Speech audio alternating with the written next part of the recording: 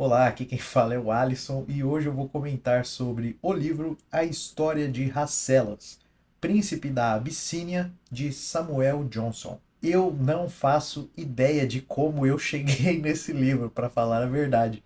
E eu acho que eu tenho que começar a gravar, né? Cada vez que eu, não sei, compro um livro ou algo do tipo, eu deveria começar a gravar o porquê que eu estou comprando aquele livro, sabe? Qual leitura, qual livro que me remeteu a isso, né? Eu tenho quase certeza que foi algum vídeo que eu consumi do canal Estranha História aqui no YouTube, que caso você não conheça, eu recomendo demais esse canal. Mas, enfim, eu não sei o porquê que eu peguei, né, esse livro aqui para fazer a leitura, mas é um baita de um livro, então merece uma resenha e merece aqui a recomendação, né, no nosso canal.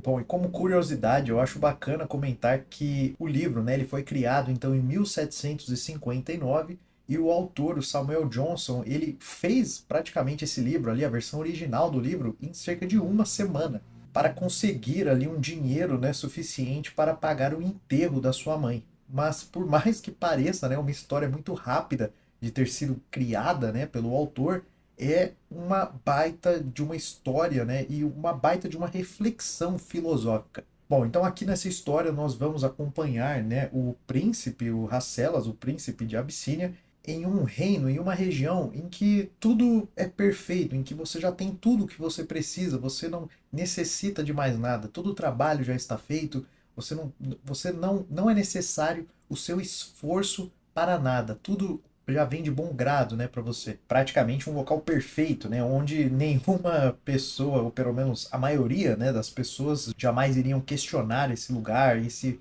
perguntar se tem algo além disso, porque de certa forma não existe a necessidade de existir algo além daquilo. Porém, não é o que acontece com o nosso protagonista, Rasselas. Ele não se conforma, né, com tudo ser perfeito. Ele acha que existe alguma coisa fora do reino, algo que ele deve conhecer para de fato poder dizer que eu conheci a vida de uma forma plena e escolhi a forma como eu quero viver, né? Por mais que isso daqui seja considerado como perfeito, eu quero saber que de fato eu tive a escolha de seguir nesse modelo de vida, ao invés de isso ser simplesmente imposto, né, sobre mim. Então ele vai com o seu tutor, o Imlach, e a sua irmã, a Necaia, e todos eles fogem então do reino de Abissínia em direção ao mundo, né, fora ali das muralhas do reino, em busca do melhor modo de viver ou do caminho para a felicidade. E nós podemos ver o quão inquieto, né, o Rasselas é em uma citação como essa aqui. Quando vejo as crianças e os cordeiros perseguindo uns aos outros, imagino que ficaria feliz se tivesse algo a perseguir. Mas, possuindo tudo o que posso desejar, encontro um dia e uma hora exatamente iguais aos outros, exceto que esta última é ainda mais tediosa que a primeira. Bom, e logo de cara, né, como esse livro aqui ele foi escrito em 1759, a gente consegue já identificar algumas obras que aparentemente foram impactadas, né, por esse livro, por essa história.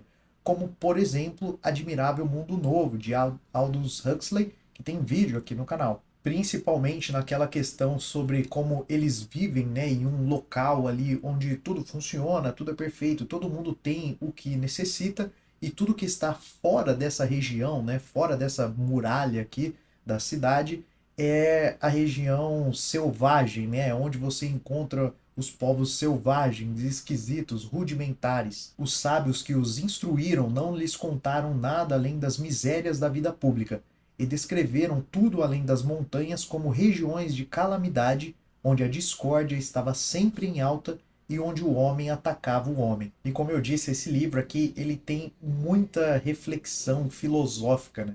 E uma que eu gostei demais é sobre a relação entre os animais e o homem, em como ambos têm necessidades, né? Como, por exemplo, ambos precisam tomar água, ambos precisam comer, ir ao banheiro, por exemplo, dormir, mas por mais que os animais fiquem satisfeitos, né, ao concluir essas necessidades, o homem, o ser humano, ele é diferente. Então não é simplesmente sanar as necessidades básicas de uma pessoa que vai fazer com que essa pessoa seja feliz.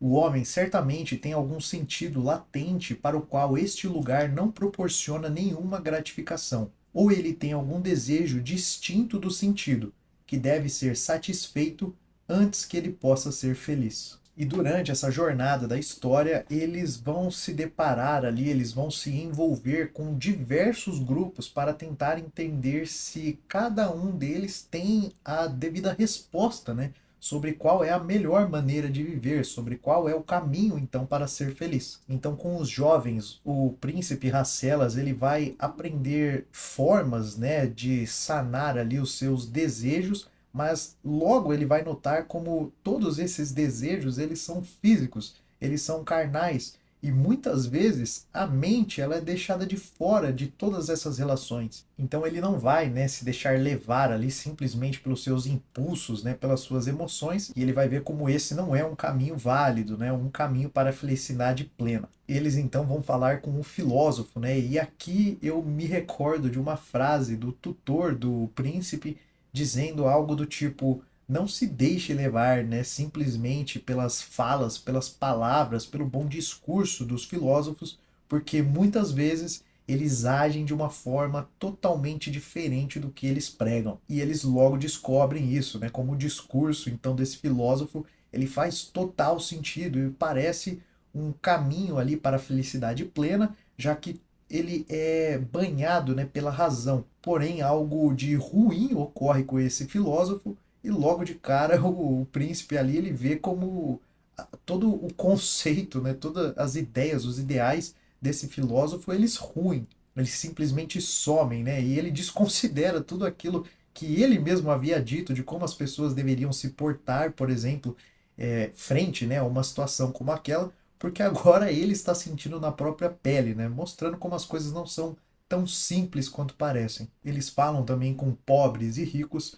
e com os pobres eles notam uma inveja muito forte, não apenas contra os muito ricos, né, ou algo do tipo, mas contra qualquer um que tenha algo a mais que eles, né, ou que simplesmente aparentam ter algo a mais que eles. E com os ricos, eles vão ver também que as riquezas, as posses, elas não são por si só uma forma de alcançar a felicidade, porque a partir do momento em que você adquire algo, a partir do momento em que você aumenta, né, de certa forma ali o seu patrimônio, as suas terras, por exemplo, né, citando aqui na história, o rico em questão vai falar para eles como ele agora vive praticamente com um alvo, né, às suas costas. Ele tem que duvidar de todo mundo, ele tem que questionar todo mundo, porque ele sempre sente que será traído. E ele, inclusive, tem inimigos declarados, né? Exatamente porque ele tem algumas posses, existem pessoas que querem tomar essas posses dele, mostrando então como não é simplesmente a ausência de bens materiais ou a existência, né, desses mesmos bens que levam uma pessoa então à felicidade. E por último, eu deixei separado aqui o encontro que eles têm com um ermitão, né, uma pessoa então que decidiu se isolar, né, da sociedade, foi viver ali na natureza, né, no meio do mato, já que ele acreditava que era esse contato com a natureza que levava à felicidade. Porém, quando o príncipe ele começa a cogitar essa hipótese, o próprio ermitão ele fala para ele que ele, olha, me desculpa, mas eu não acho que é uma boa, eu não acho que isso é válido. Eu mesmo estou voltando já para a cidade porque eu nunca achei que isso fosse acontecer, mas eu estou com saudade das pessoas, eu estou com saudade do contato com as pessoas.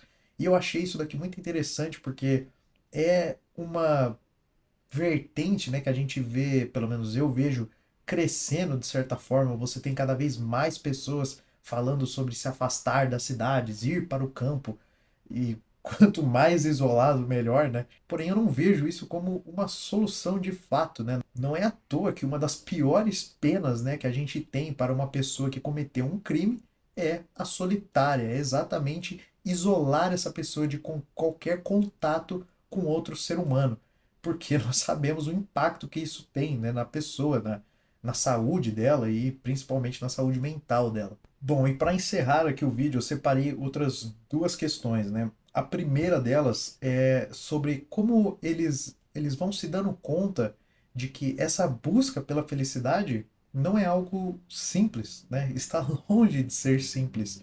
E que, na verdade, não é objetivo, não é um ponto em um mapa em que você simplesmente consegue chegar lá. A felicidade, no final das contas, é muito o caminho, né? A jornada que você trilha, a sua própria jornada que você trilha na direção que você bem escolher, né? Da forma como você entender que faz sentido. E eu separei aqui uma citação que me lembrou muito o Sêneca, quando eles analisam que a própria busca pela felicidade acaba gerando o contrário, né? Acaba gerando a própria infelicidade. No entanto, o que se pode esperar de nossa busca pela felicidade, quando descobrimos que o estado de vida é tal que a própria felicidade é a causa da miséria? Por que deveríamos nos esforçar para alcançar aquilo cuja posse não pode ser assegurada? E outra coisa que eu acho interessante também comentar é, não sei se existe essa relação, se o autor, quando ele criou o livro, ele pensou sobre isso, mas para mim tem muita relação com a jornada de Buda, né? Por exemplo, Buda também, ele vivia ali afastado de todos os males, né, que existiam no planeta, até que ele decidiu então sair, né, desse local protegido para conhecer o mundo como ele é. Então, de novo, né, não sei se existe essa relação, mas durante a minha leitura, direto ali eu me pegava lembrando, né, ali da jornada de Buda. E uma outra coisa que eu posso comentar é que esse livro ele foi escrito, se eu não me engano, no mesmo ano desse outro livro aqui, Cândido ou O Otimismo de Voltaire.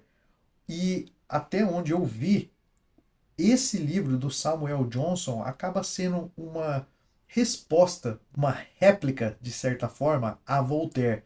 No sentido de que Voltaire, então, tomou uma linha de raciocínio, né, pensando sobre essa questão da busca, da felicidade ou algo do tipo, e o Samuel Johnson ele quis apresentar uma outra opinião, né, uma opinião totalmente contrária de Voltaire. Então, isso me deixou muito interessado, né, em fazer essa leitura. Então, lerei em breve e trarei aqui para o canal. Bom, fica aqui então a minha resenha para a história de Rasselas, príncipe da Abissínia. Comenta aqui embaixo, né, caso você já conheça essa história, caso você já tenha lido, ou se você ficou interessado, né, com as coisas aqui que eu comentei. Bom, se você gostou do vídeo, eu vou pedir para você também deixar um like e se inscrever aqui no canal, e a gente se vê no próximo vídeo. Até lá!